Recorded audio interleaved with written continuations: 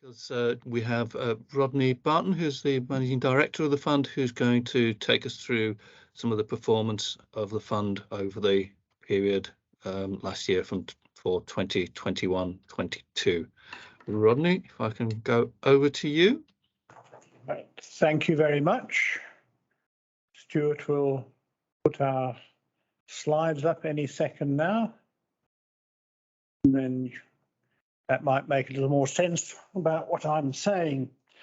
I'll cover some of the key items from the annual report, as well as look at some of the significant changes over the longer term. First, however, I just want to say a few words about the recent market turmoil in government gilts, where considerable concern has been expressed by a number of members. This was linked to pension funds by the press.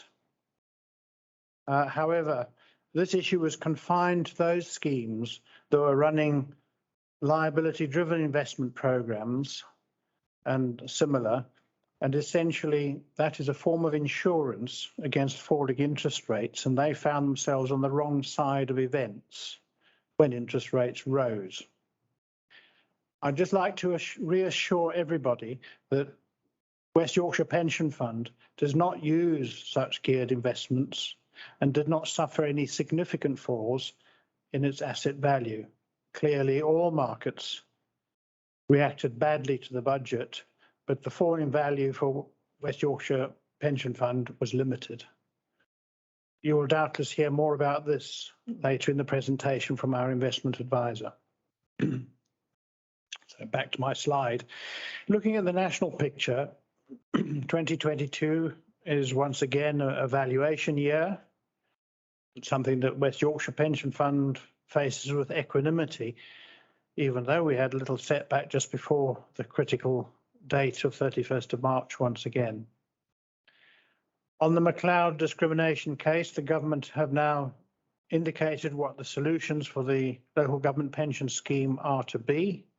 And this, when the regulations finally make it to the statute books, will be a major exercise for us, reviewing thousands of cases to make sure that nobody has suffered any discrimination, and if they have, to put it right.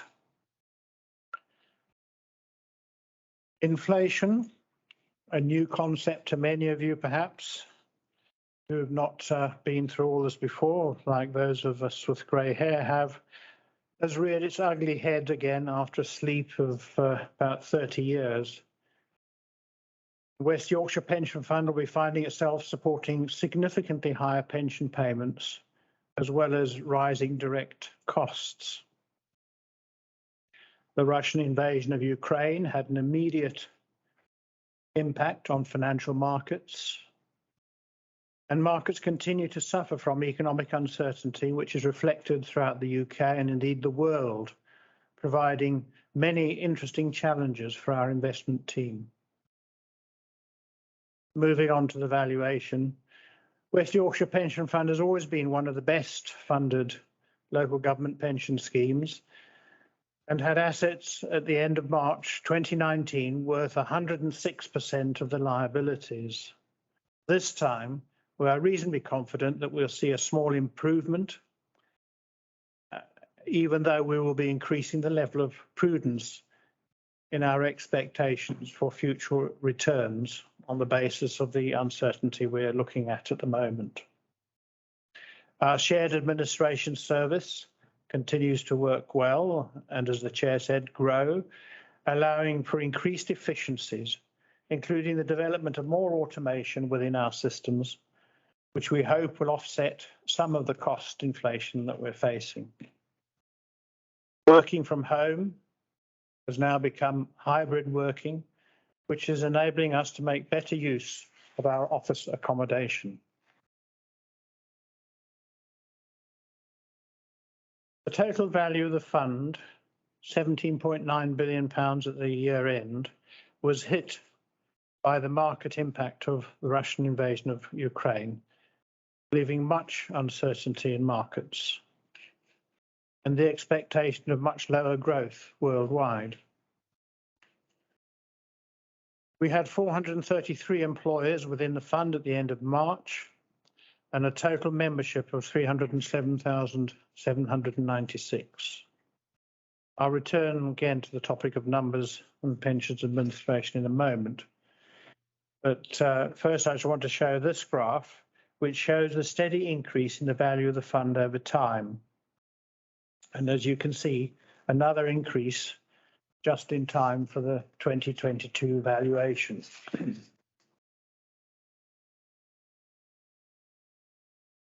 Investment pooling has been driven by the government, but we have participated fully and are delivering benefits for the West Yorkshire Pension Fund by working in partnership with two other large and efficient funds, Greater Manchester and Merseyside. The latest data shows that the Northern Pool has the lowest cost of all the pools that have been established. Its long-term performance is above its benchmark. The total value of assets pooled is now over £50 billion. And GLIL, our investment infrastructure vehicle that we've created, has £2.5 billion committed from its investors and has already invested £2.1 billion in UK infrastructure. NPEP has been set up for us to invest in private equity jointly, and between the three partners within the Northern Pool, we have committed £2.3 billion to that programme. The shadow joint committee became the joint committee at the beginning of the previous year and has met every 6 weeks throughout the time.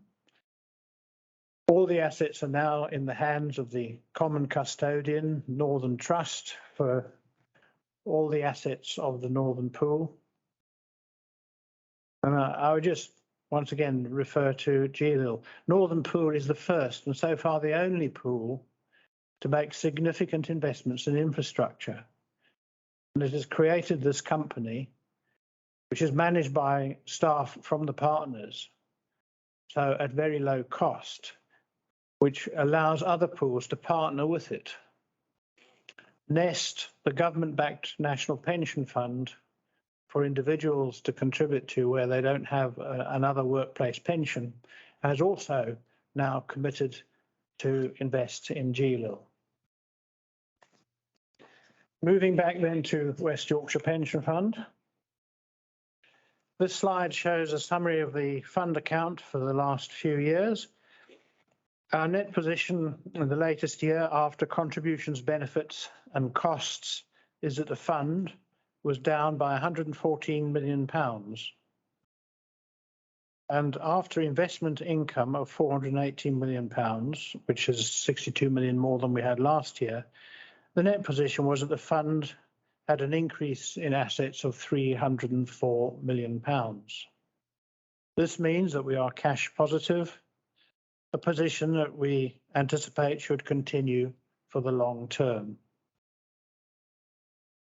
The value of the investments increased by over 1.6 billion during the financial year that we're looking at the moment. Looking at our contributions, they are virtually the same as last year at £475 million.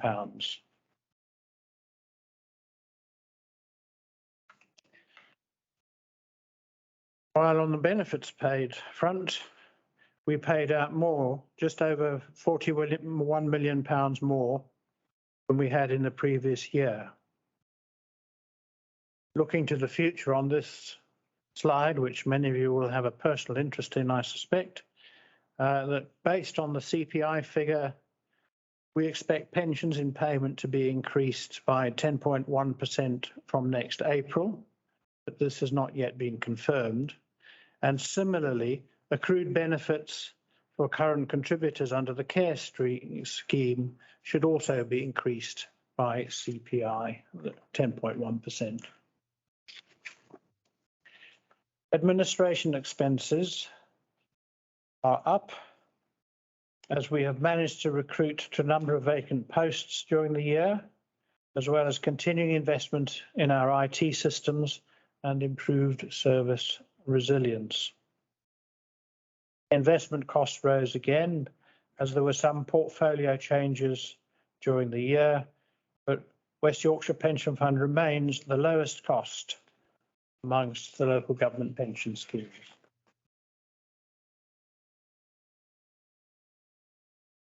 This slide summarises the current membership of the scheme. Scheduled employers are those whose employees are in the scheme as of right, whereas admissions are those employers where they have discretion over membership and could in fact leave the scheme. Looking at this year, we had over 21,000 individuals joining the scheme, with 8,400 retiring and 3,400 leaving for other reasons. This leaves us at the end of the year with almost 105,000 active members within the scheme.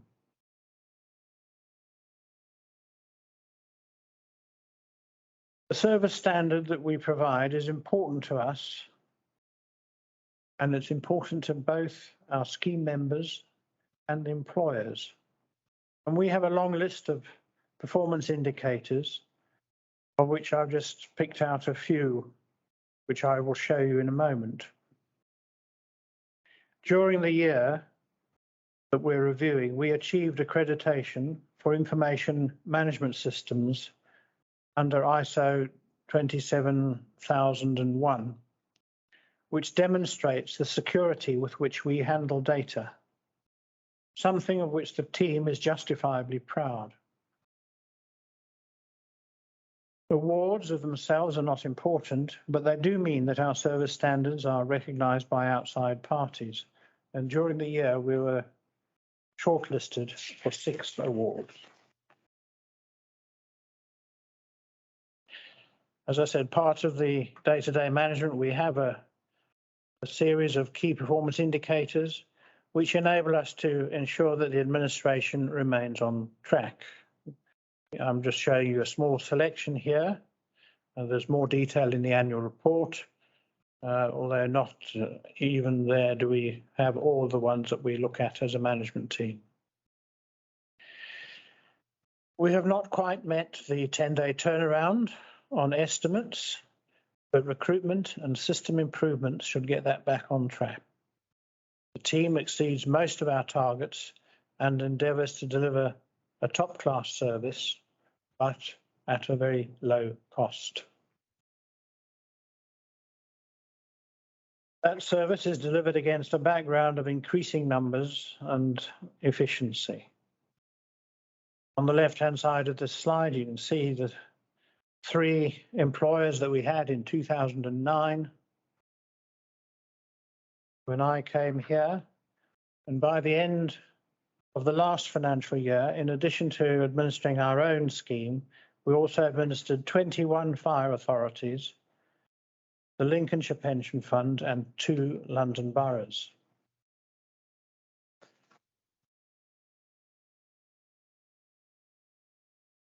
We saw previously how the investments have risen over time from £5.9 billion in 2009 to £17.9 billion in 2022, up over 200%. These assets relate purely to the West Yorkshire Pension Fund, as all funds look after their own assets. On the administration, which relates to all the named parties on the previous slide, in 2009, we had 190 employers in total and a membership of 218,000. By 2022, we have 949 shared service employers that we look after, an increase of almost 400%, and 481,000 individual members, up over 120%, while still achieving good levels of performance due to investments in systems, as well as our skilled and dedicated staff. Our shared service offer has increased steadily since 2014, and it continues to grow into this year, as you will see in the report that you get next year. This is an opportune moment to refer to our costs. The Department for Levelling Up Homes and Communities collects statistics from all 89 local government pension schemes on the basis of the cost per scheme member. On investment management, we are the lowest cost by an enormous distance at £17.97 per member. And that's against an average cost, all local authority funds, of £238.43. The highest was well over £500 per scheme member. On administration, we are fifth at £13.73 per scheme member, which is a top 10% performance. And this low cost combined with service quality is why we were able to build up the joint service arrangements and are thereby reducing the average cost for all participants in the shared service. Looking at the total cost per scheme member, we're also the lowest at £33.97 against the average of £274.34.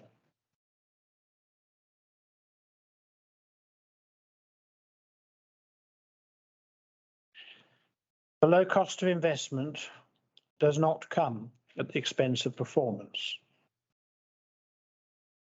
As can be seen from this chart, the benchmark is being beaten by the team consistently over the long term. The latest year benefited from exceptional returns from the private equity portfolio in particular. You'll hear more about performance in a subsequent presentation, but this consistent outperformance feeds into the actuarial valuation, benefiting the employers and council taxpayers of West Yorkshire. This slide shows the steady progression over the years to full funding, with the consistent returns above the benchmark. The 2019 valuation shows the fund fully funded, and we anticipate a similar situation for the 2022 valuation, while increasing the level of prudence in the assumptions used, which is appropriate when there is so much uncertainty in the future of the investment world that we face at the moment. I just leave you with these 3 points. West Yorkshire Pension Fund takes a long-term view in everything it does, both in terms of its investment programs, but also in its managing of the administration, because we will be here long after not just I have gone. West Yorkshire Pension Fund continues to be in a very sound financial position and has a cash flow of over £300 million a year. So it's not at the short-term behest of market moves. And finally, I would just say pensions in payment are set by the regulations and are not affected by movements in stock markets or investment returns. They are certain. Even changes to the LGPS rules aren't likely to change those. Thank you very much for your attention.